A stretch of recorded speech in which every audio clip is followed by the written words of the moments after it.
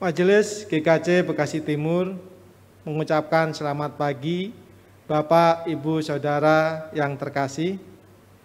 Semoga kita semua dalam keadaan yang baik. Apabila Bapak, Ibu, Saudara membutuhkan pelayanan khusus, silakan menghubungi majelis di kelompok masing-masing. Berikut ini kami sampaikan beberapa pokok intisari Warta Gereja. Majelis telah menerbitkan surat kepindahan kewargaan atau atestasi bagi Bapak Kristiadi Wibowo beserta seluruh keluarga ke GKI Kota Wisata Cibubur. Majelis juga telah menerima surat kepindahan kewargaan atau atestasi menjadi warga GKJ Bekasi Timur bagi Bapak David Sugoto dan Ibu Sriyatun dari GKJ Ebenezer dengan alamat di Bekasi Timur Regensi. Kedua, ucapan terima kasih. Majelis menerima persembahan dari jemaat berupa 1 unit laptop merek XP untuk keperluan pelayanan tim multimedia. Majelis dan jemaat mengucapkan terima kasih atas persembahan tersebut. Yang ketiga, meet and greet pengiring dan pemandu pujian. Komisi Peribadahan mengundang seluruh pengiring dan pemandu pujian GKJ Bekasi Timur untuk bergabung dalam kegiatan meet and greet pada hari Selasa 19 Januari 2021. Waktu pukul 19 sampai dengan 21 waktu Indonesia Barat. Informasi selengkapnya dapat dibaca di Warta Gereja. Keempat, informasi pemberkatan perkawinan. Apabila tidak ada keberatan sah dari warga jemaat dan Tuhan berkenan, akan diteguhkan pernikahannya dan diberkati perkawinannya Saudara Immanuel Gilang Kris Januar, warga GKJ Bekasi Timur kelompok Tambun, dengan Saudari Kristina Kunti Ayu Hapsari, warga Gereja Katolik Santo Arnoldus Jansen Paroki Bekasi. Informasi selengkapnya dapat dibaca di Warta Gereja. Kelima, sidang ke-120 MPH dan MPL. Diinformasikan kepada warga jemaat, majelis telah melaksanakan sidang majelis pekerja harian yang ke-120 pada hari Jumat 15 Januari 2021 jam 19.30 waktu Indonesia Barat, dan akan melaksanakan sidang majelis pekerja lengkap yang ke-120 pada hari Jumat 22 Januari 2021 jam 19.30 waktu Indonesia Barat. Informasi selengkapnya dapat dibaca di Warta Gereja. Yang keenam, informasi Komisi PEJ. Komisi PEJ memberikan beberapa informasi kegiatan dan promo PEJ.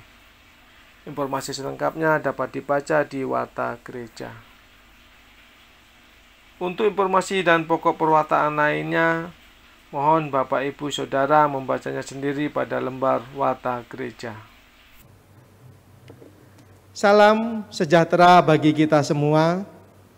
Selamat berjumpa pada ibadah Minggu 17 Januari 2021, baik yang beribadah di tempat ibadah ini maupun yang mengikuti ibadah melalui live streaming di rumah bersama keluarga masing-masing. Semoga kita semua selalu dalam pelindungan, anugerah, dan damai sejahtera Tuhan, serta diberi kekuatan dan kesehatan oleh Tuhan di tengah pandemi COVID-19 ini. Pada ibadah minggu ini kita akan menghayati tema baptisan Yesus, peristiwa trinitaris yang mengawali karya ilahi. Pemberitaan firman Tuhan akan disampaikan oleh Pendeta Johan Kristantara. Selamat beribadah, Tuhan memberkati kita.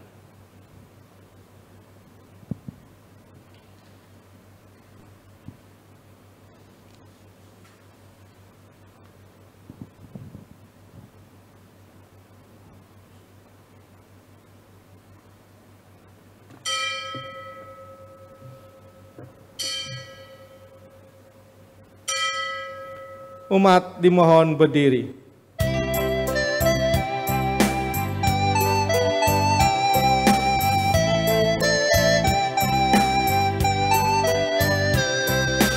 Mari sembah Allah yang akbar, agungkanlah karyanya besar.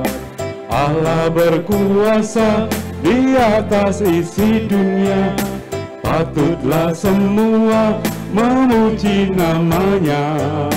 Mari sembah Allah yang akbar.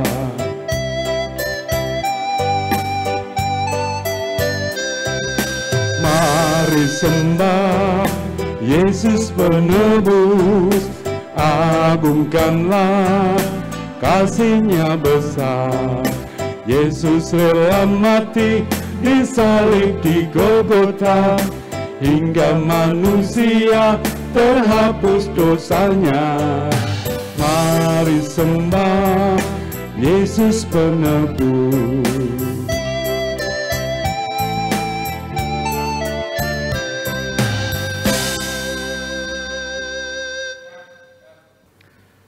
Umat yang dikasihi Tuhan, tibalah saatnya bagi kita untuk menghadap Tuhan dalam ibadah minggu ini. Marilah kita memuliakan nama-Nya dengan puji-pujian yang berkumandang bahwa sumber pertolongan kita adalah Allah yang menciptakan langit dan bumi, yang tidak pernah meninggalkan pekerjaan tangan-Nya, dan yang kasih setia-Nya tidak berkesudahan. Kasih karunia dan damai sejahtera dari Allah Bapa dan dari Tuhan Yesus Kristus kiranya menyertai saudara-saudara. Amin. Amin.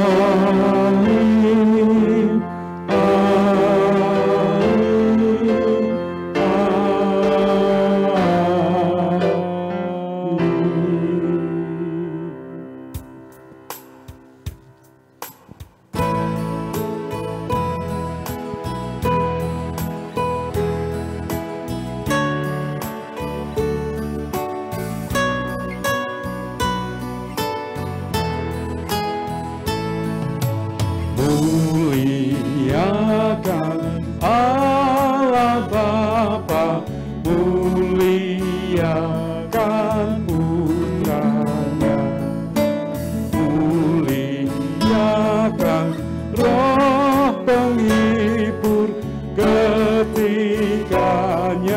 yang esa. Haleluya, puji Dia kini dan selamanya.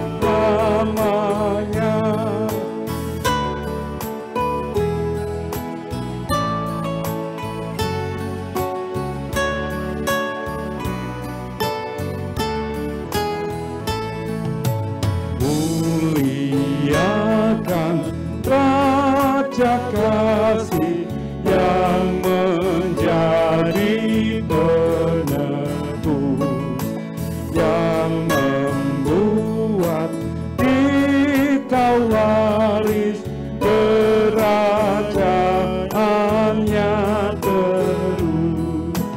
Haleluya, puji Dia, anak domba yang kudus.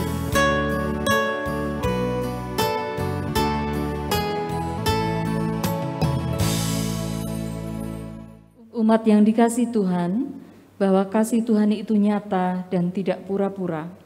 Kasih Tuhan untuk semua manusia. Oleh sebab itu, sebagai umat milik-Nya, Kita diutus untuk mengasihi sesama dengan setulus hati. Mari kita menghayati perintah kasih yang ditulis dalam Galatia 5 ayat 14. Sebab seluruh hukum Taurat tercakup dalam satu firman ini, yaitu, kasihilah sesamamu manusia seperti dirimu sendiri. Kita menyadari bahwa kita belum mampu mewujud nyatakan kasih yang sejati kepada sesama manusia sebagai perwujudan kasih kita kepada Tuhan. Untuk itu, marilah dengan kerendahan dan ketulusan hati kita mengakui dan menyesali serta memohon pengampunan atas kesalahan dan dosa kita di hadapan Tuhan dengan doa. Mari kita berdoa. Ya Tuhan, kami mohon ampun atas ketidakmampuan kami mewujudkan kasih secara sempurna. Ajarkan kepada kami ya Tuhan untuk melakukan sabda kasih-Mu secara benar. Ajarkan kepada kami untuk tidak menyimpan dendam kepada orang yang menyakiti kami. Ajarkan kepada kami untuk tidak menyakiti hati sesama kami. Ajarkan kepada kami untuk selalu mengampuni dan mengasihi seperti yang Tuhan Yesus lakukan, agar keindahan kasih Tuhan memancar di dalam hidup kami dan mampu menyatakan keagungan-Mu. Tuhan, dengarkanlah doa kami. Amin. Umat yang dikasihi Tuhan, Tuhan itu penuh belas kasih dan penyayang, serta memberikan kelegaan ketika kita dengan kerendahan hati dan ketulusan hati mengakui kesalahan kita di hadapannya dan berusaha untuk hidup berkenan kepadanya. Kini terimalah berita anugerah pengampunan dosa dari Tuhan, sebagaimana tertulis di dalam kitab Mazmur pasal 116 ayat yang ke-5 sampai dengan ayat yang ke-7 demikian. Tuhan adalah pengasih dan adil, Allah kita penyayang. Tuhan memelihara orang-orang sederhana. Aku sudah lemah, tetapi diselamatkannya aku. Kembalilah tenang, hai jiwaku, sebab Tuhan telah berbuat baik kepadamu. Demikianlah berita anugerah, kiranya anugerah pengampunan Allah nyata atas kita, di dalam nama Bapa, Anak, dan Roh Kudus. Amin. Syukur kepada Allah.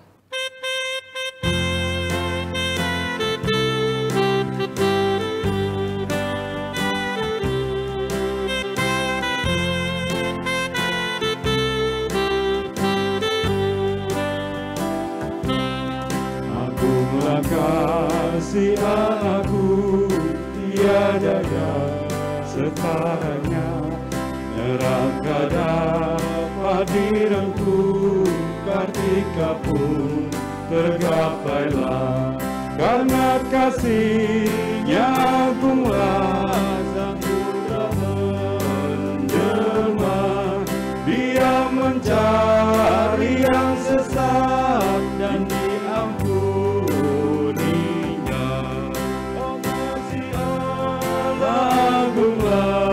tiada bandingnya, kekal teguh dan mulia di junjung umat-Nya.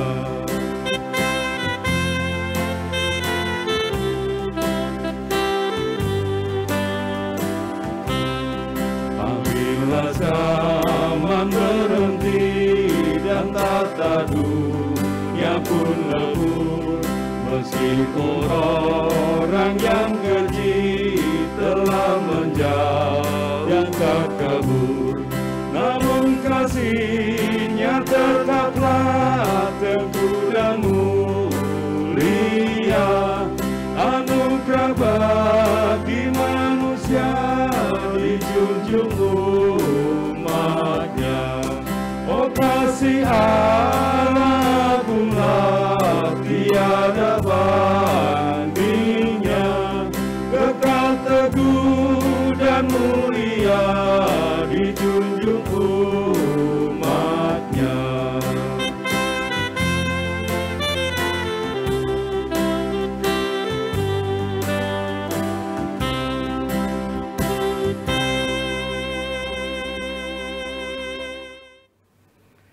Sahabat-sahabat terkasih dalam Kristus, mari kita menyatukan hati di dalam doa. Mari berdoa. Mengawali pekan yang baru ini, ya Allah yang penuh rahmat, kami bersama-sama menyatukan hati kami. Walaupun secara fisik kami belum dapat berhimpun bersama-sama, walaupun secara fisik kami masih terpencar, baik di gedung gereja, di rumah, bahkan mungkin ada di antara kami yang saat ini masih berada di rumah sakit ataupun di tempat-tempat isolasi. Kami menyatukan hati kami dan kami tahu Tuhanlah yang menyatukan kami, karena Engkaulah Allah Sang Tritunggal yang tidak dibatasi oleh ruang dan waktu.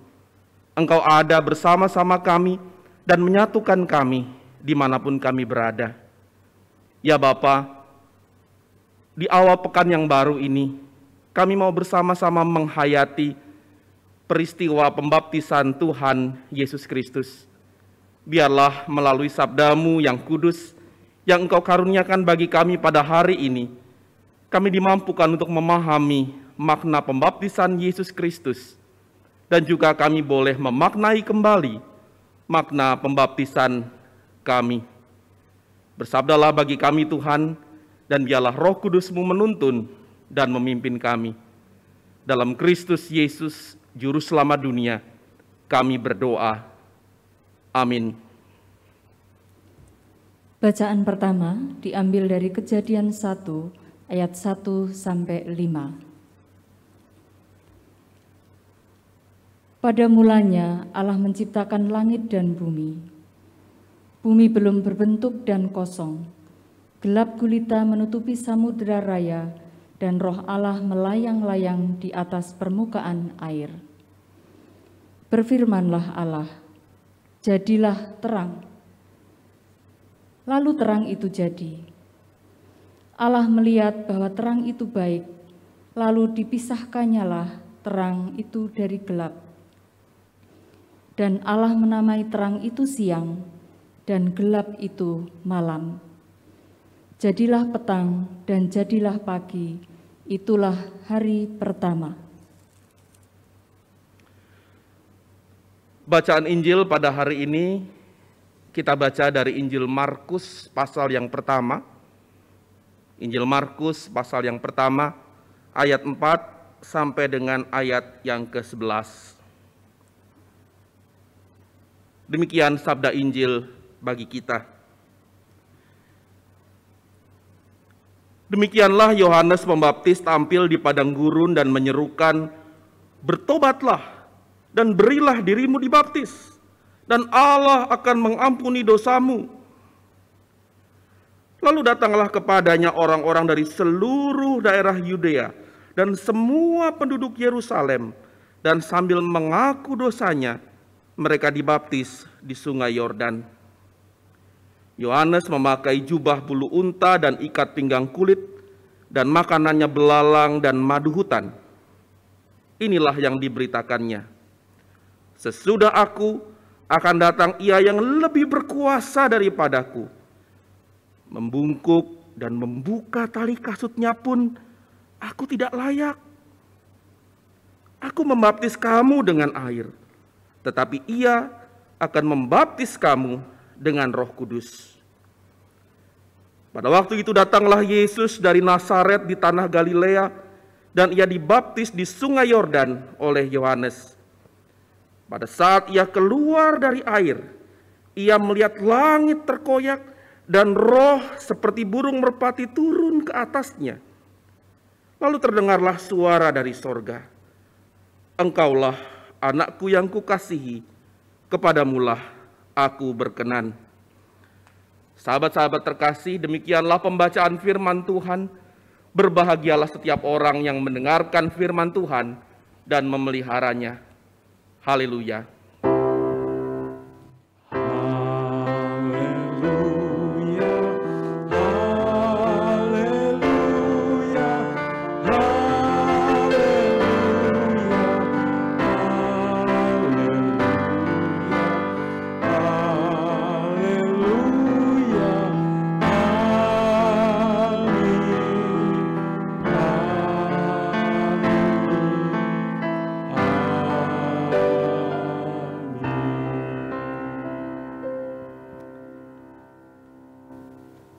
Ibu bapak dan saudara-saudara, sahabat-sahabat yang terkasih di dalam Tuhan Yesus Kristus, baik yang mengikuti ibadah ini dari rumah maupun juga mungkin ada di antara kita yang mengikuti dari rumah sakit atau juga dari tempat lain. Selamat pagi, selamat hari Minggu. Bagaimana kabar panjenengan? Semoga kita semua senantiasa sehat dan dalam perlindungan Tuhan. Bapak, Ibu, dan saudara-saudara terkasih dalam Tuhan Yesus Kristus, tema kita pada hari ini adalah baptisan Yesus, peristiwa trinitaris yang mengawali karya ilahi. Sahabat-sahabat terkasih, dalam dunia pemikiran Yahudi kuno, paling tidak ada 3 alam di mana iblis atau roh jahat berada, atau dipercaya bahwa roh jahat atau iblis berada di sana. Silahkan slide bisa ditampilkan.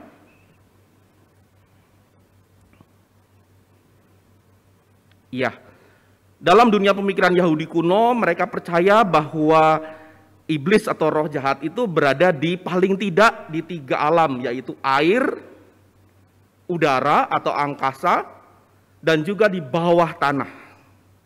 Khususnya ketiga alam itu dikuasai oleh kegelapan.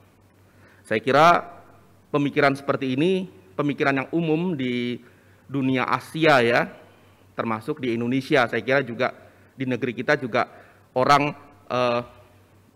ada yang percaya hal seperti ini, bahwa roh jahat itu ada di dalam tempat-tempat yang gelap, di air, di udara maupun juga di dalam tanah. Nah, saudara, sesungguhnya pemikiran seperti itu berangkat dari ketidaktahuan manusia atau ketidakmengertian manusia atas 3 alam itu.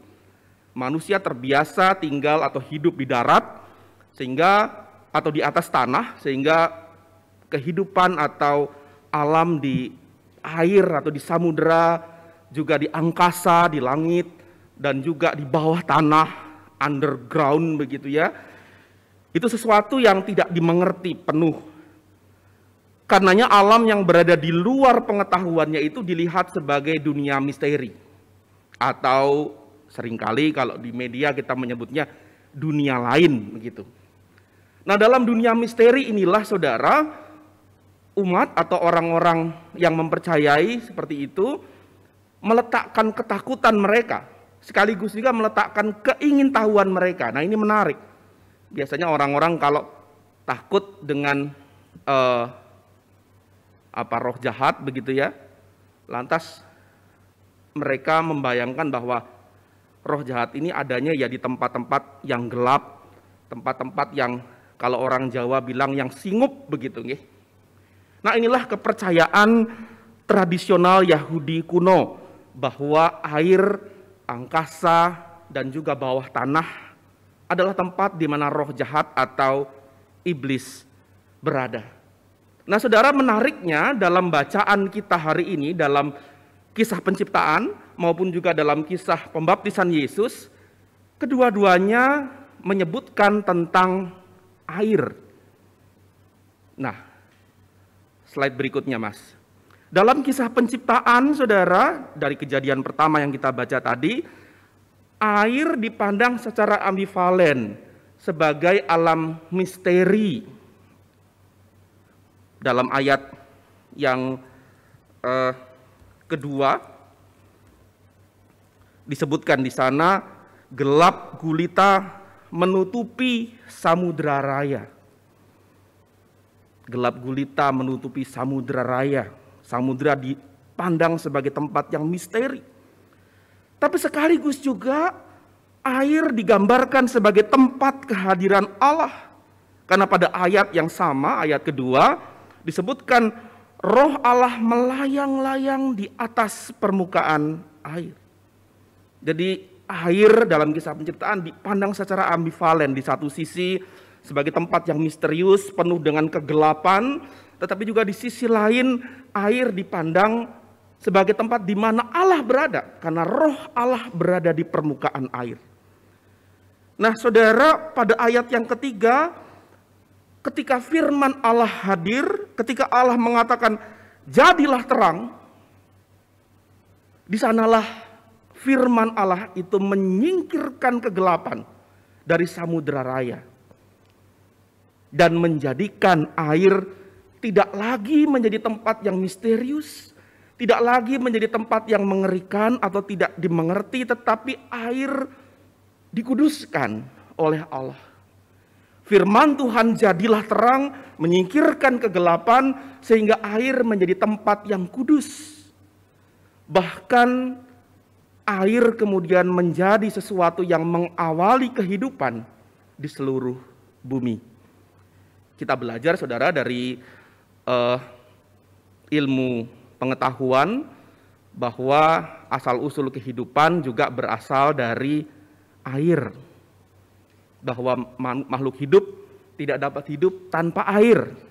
Dan bahwa bentuk-bentuk kehidupan yang merayap di atas bumi menurut teori asal-usul kehidupan berawal dari daerah perairan.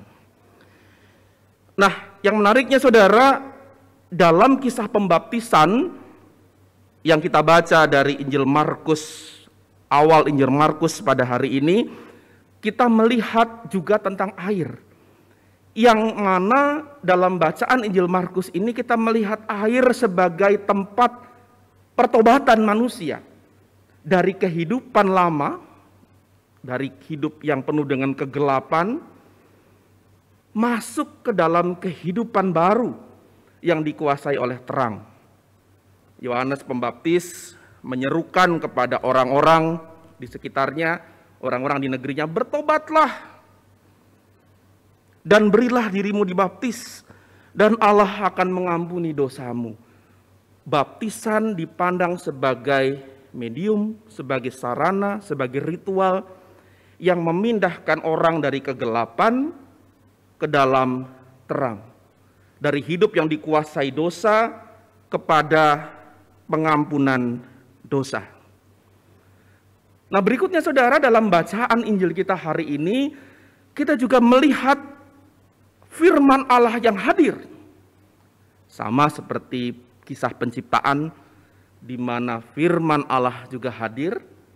Dalam kisah pembaptisan Yesus, firman Allah Sang Bapa juga hadir. Ketika Yesus dibaptis dan Yesus keluar dari air, Injil mencatat bahwa Yesus melihat langit terkoyak, lalu Roh Allah turun seperti burung merpati, dan ada suara, ada firman Allah yang mengungkapkan atau menyatakan, engkaulah anakku yang kukasihi, kepadamulah aku berkenan.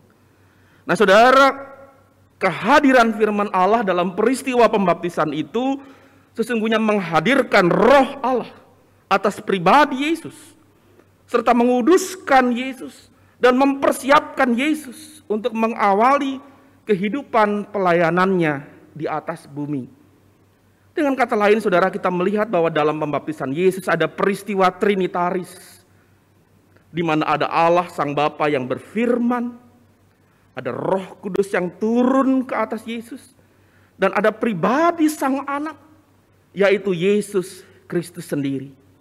Sang Bapa, Anak, dan Roh Kudus menyatu di dalam peristiwa pembaptisan. Itulah mengapa tema kita mengungkapkan pembaptisan sebagai sebuah peristiwa trinitaris.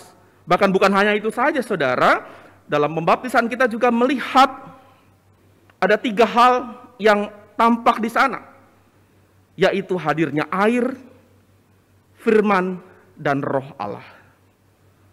Nah, sekarang Bapak Ibu Saudara, mari kita melihat dengan baptisan yang kita terima dalam kehidupan kita. Bagaimana dengan baptisan yang kita terima? Entah saudara menerimanya pada waktu kecil atau saudara menerimanya ketika sudah besar. Yang pertama, saudara, sebagaimana selalu dinyatakan dalam pertelaan baptisan, baptisan kita sesungguhnya memiliki makna yang sangat penting, yaitu baptisan merupakan peristiwa yang bermakna pembasuhan dan pengampunan dosa. Peristiwa di mana gelap menjadi terang.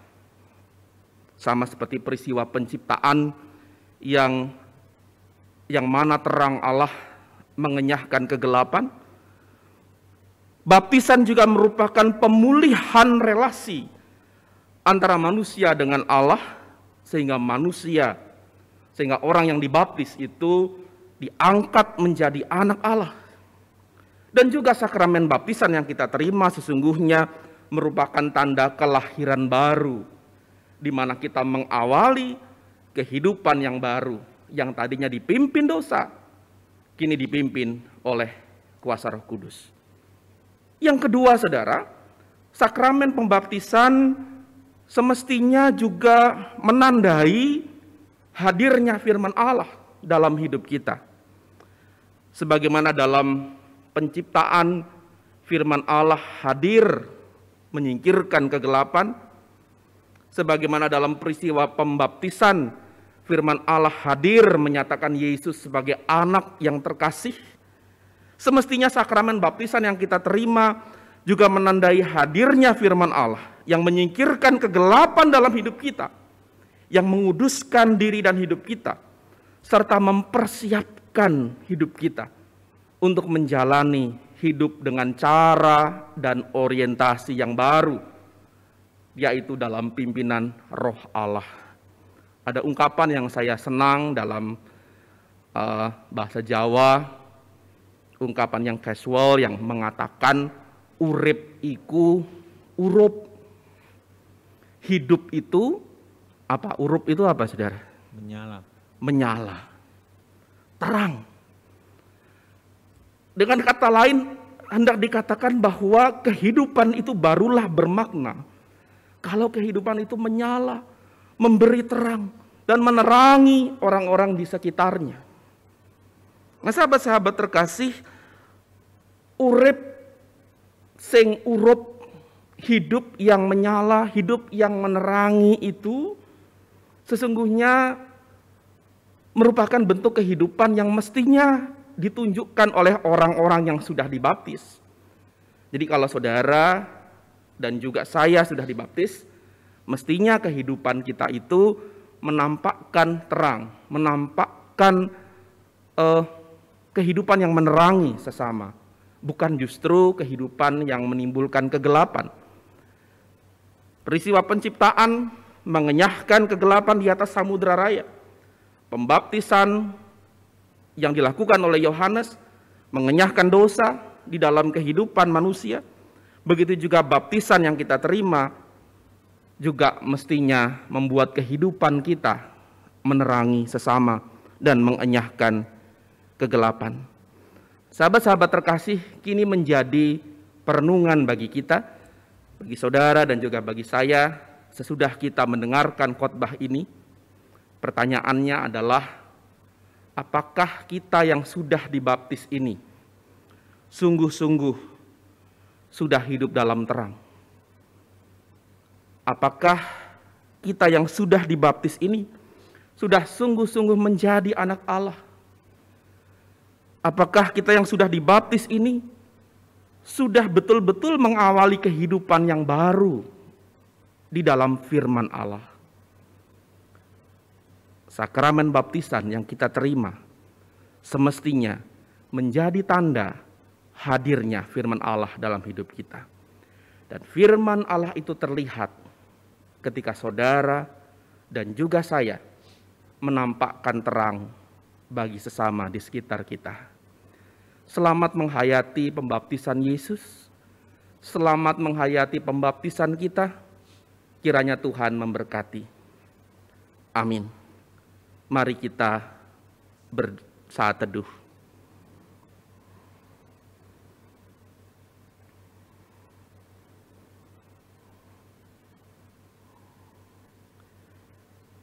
Bersama-sama kini kita menaikkan doa syukur dan juga doa-doa permohonan kita. Mari kita bersatu dalam doa. Ya Allah, firman-Mu pada hari ini mengingatkan kepada kami bahwa baptisan yang sudah kami terima merupakan tanda di mana Engkau sudah mengenyahkan kegelapan dalam hidup kami, mengenyahkan dosa dalam hidup kami, dan menjadikan kami anak-anak Allah, menjadikan kami anak-anak terang. Sebagaimana Engkau berfirman atas Yesus, Engkaulah anakku yang kukasihi, kepadamulah aku berkenan. Demikian pula Engkau mengatakan yang sama bagi kami, bahwa kami adalah anak-anak yang Engkau kasihi dan anak-anak-Mu yang Engkau perkenan.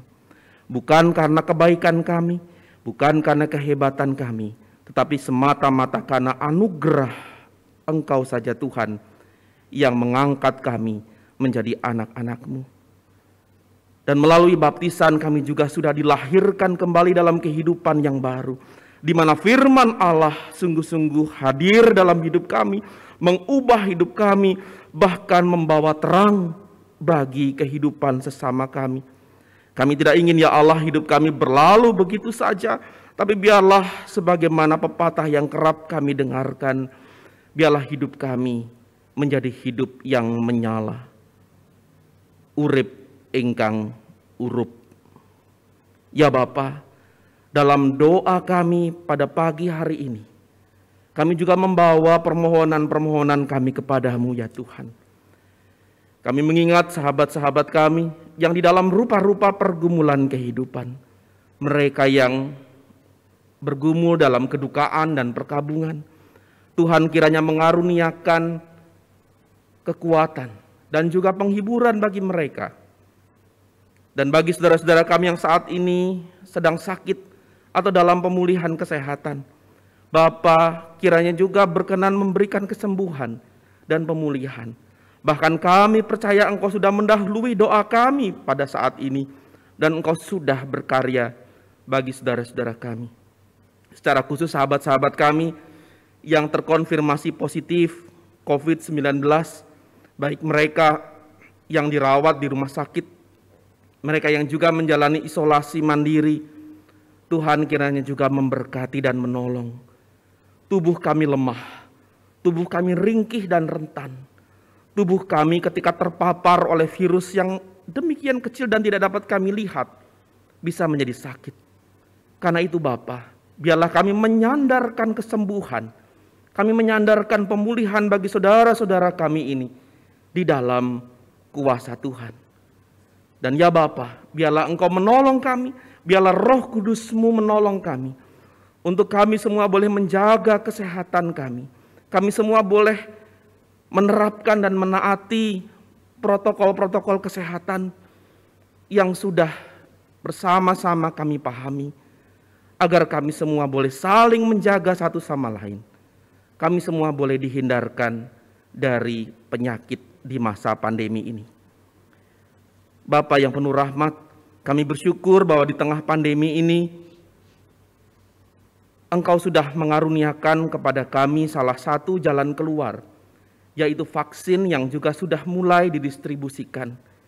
Ya Tuhan, kiranya Engkau juga memberkati pemerintah kami dan memberkati semua pihak yang melayankan pemberian vaksinasi ini. Biarlah kiranya bangsa kami boleh menaati semua prosedur dan protokol yang ditetapkan. Kami semua dengan patuh boleh menerima vaksin ini sebagai tanda dan bentuk kemurahan Tuhan, sekaligus salah satu solusi dari pandemi ini. Ya Bapa, kami menyerahkan juga para pemimpin kami yang di tengah pandemi ini tentu bekerja keras, tiadakanlah lelah. Berkatilah mereka, tolonglah mereka. Berilah energi ekstra kepada para pemimpin kami untuk boleh melayani masyarakat dan bangsa kami dengan baik. Dan biarlah kami sebagai warga masyarakat mendukung pemerintah kami melalui kehidupan dan karya kami sehari-hari. Ya Bapa, kami mendoakan gereja-Mu GKJ Bekasi Timur. Biarlah gereja-Mu boleh terus hadir, hidup, melayani dan berkarya baik bagi warga jemaat maupun juga bagi warga masyarakat.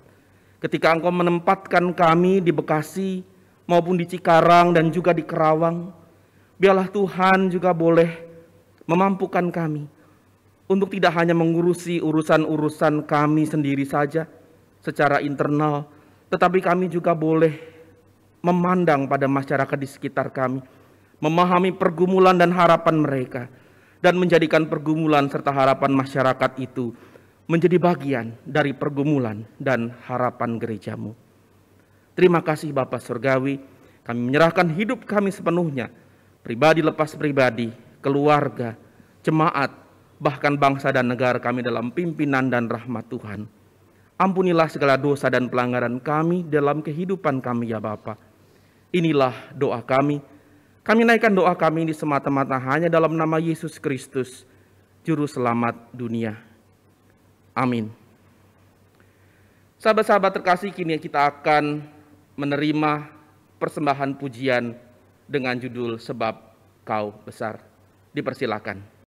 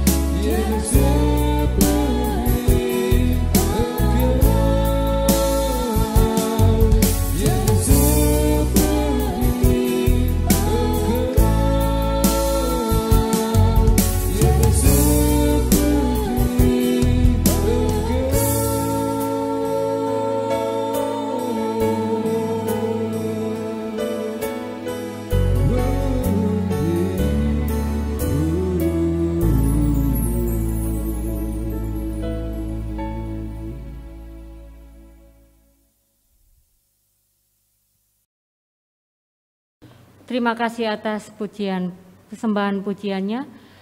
Kemuliaan hanya bagi Tuhan. Umat dimohon berdiri.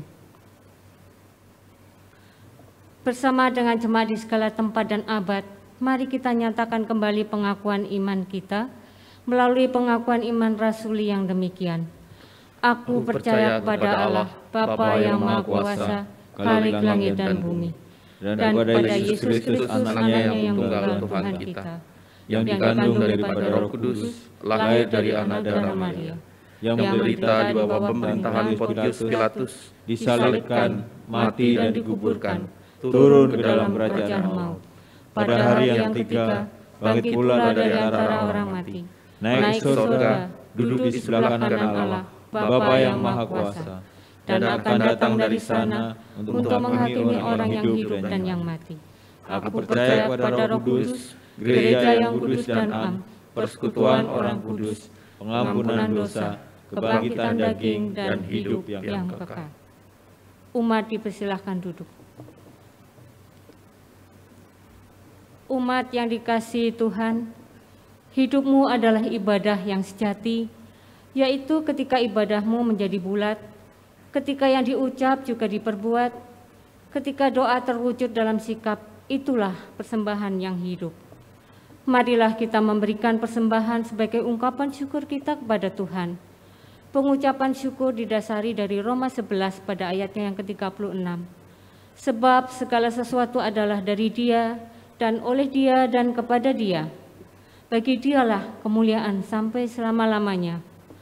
Umat yang dikasihi Tuhan, ketika kita memasuki ruang ibadah ini, ataupun beribadah di rumah, kita sudah menghimpun ataupun menyisihkan persembahan kita. Kini, marilah kita serahkan ungkapan syukur itu kepada Allah melalui nyanyian dan doa syukur.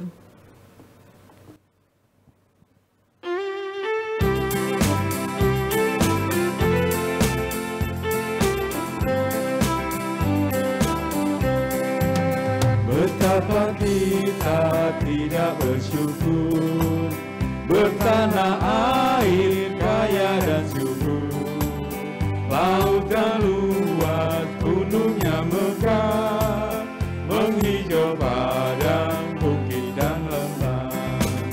Itu semua berkat karunia Allah yang agung maha kuasa. Itu semua berkat karunia Allah yang agung maha kuasa.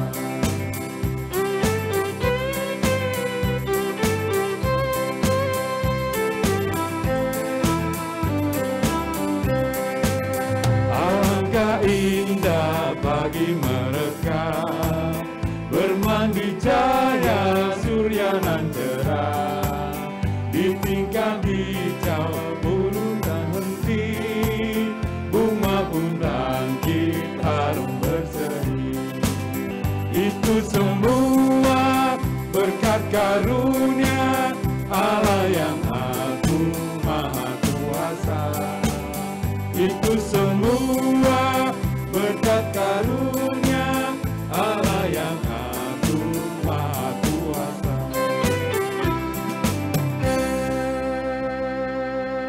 Dimohon berdiri. Mari kita berdoa. Sungguh Tuhan, kami merasakan kasih setia Tuhan di dalam kehidupan kami. Berkat-Mu senantiasa melimpah di kehidupan kami. Dan pada saat ini kami datang dengan membawa persembahan kami. Kami mohon Tuhan kiranya Engkau berkenan memberkati, sehingga persembahan ini berguna bagi kemuliaan nama-Mu di muka bumi ini, melalui gereja kami GKJ Bekasi Timur ini. Kami juga berdoa untuk saudara-saudara kami yang dipercaya mengelola persembahan ini, kiranya Engkau berikan hikmat sehingga mereka boleh mengelola dengan benar. Bapa, ampuni akan segala dosa dan kesalahan kami di dalam kami mempersembahkan persembahan ini. Doa kami yang kurang sempurna ini kami naikkan di dalam nama Tuhan Yesus yang telah mengajar kami doa Bapa kami yang kami nyanyikan. Bapa kami yang ada di surga, dikuduskanlah nama-Mu, datanglah kerajaan-Mu, jadilah kehendak-Mu di bumi seperti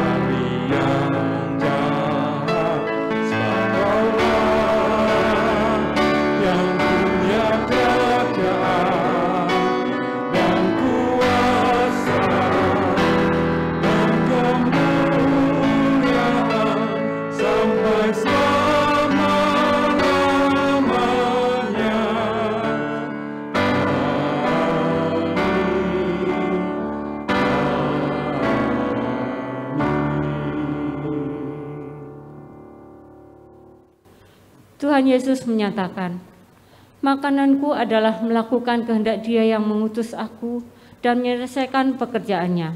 Yohanes 4 ayat yang ke-34. Kita sebagai umat miliknya juga diutus untuk melayani dan melakukan kehendak-Nya, serta berusaha menjadi pribadi yang memancarkan kasih-Nya.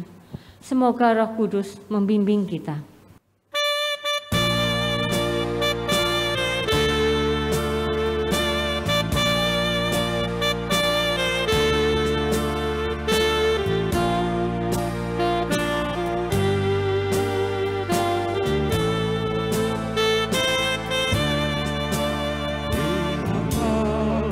Sekelilingmu, pandanglah ke ladang-ladang yang menguning dan sudah matang untuk dituai. Lihatlah sekelilingmu, pandanglah ke ladang-ladang yang menguning dan sudah matang untuk dituai.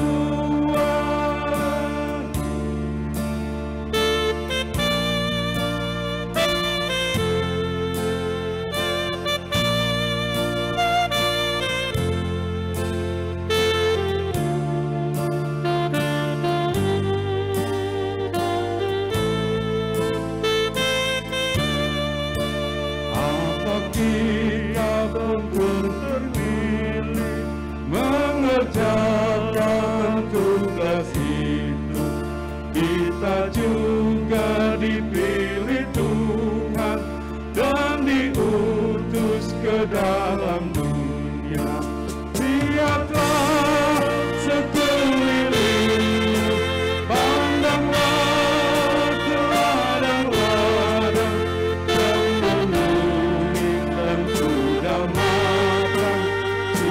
matang untuk dituai.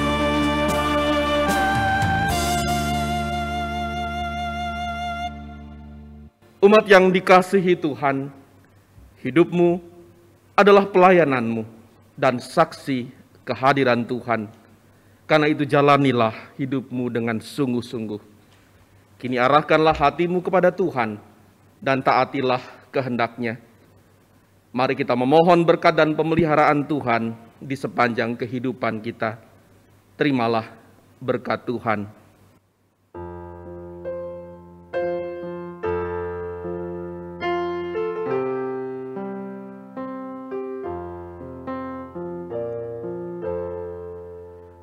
Kasih Tuhan mengiringi